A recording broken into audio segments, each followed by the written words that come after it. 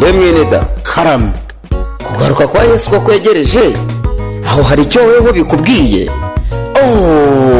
ninjye bikibwiye njyenyine se ko ahubwo bikibwiye isi yose? none ubu muri gukora iki ngo mwitegure kandi mwiteguze n'abandi kugaruka kwe? ko turimo kugikora da.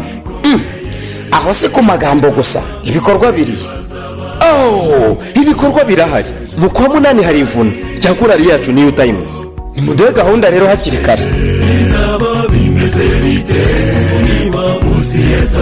iyo gahunda niyo tuje kubabwira muri iki gitaramo cyateguwe na New Times Family Choir yo mu itorero ry'Abadiventisi umunsi wa karindwi rya Nyamirembe, intara y'ivugabutumwa ya Nyamirembe Igitwe. ni ku itariki 22 z'ukwa karindwi 2023 mu mugambi w'igitaramo wo gutegura ivuna dufite mu kwezi kwa munani.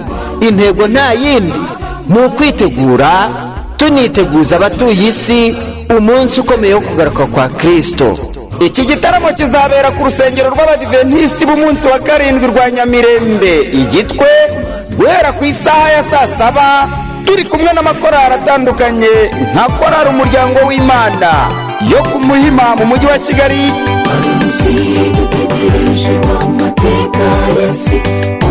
Seeking the Lost Choir y'i Rwoga,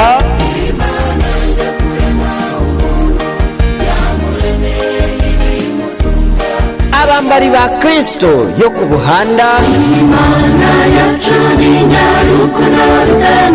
abagenzi y'i Nyamirembe, abasirikare ba Kristo y'i Nyamirembe, ndetse n'umuhanzi Kesi w'i Gahogo.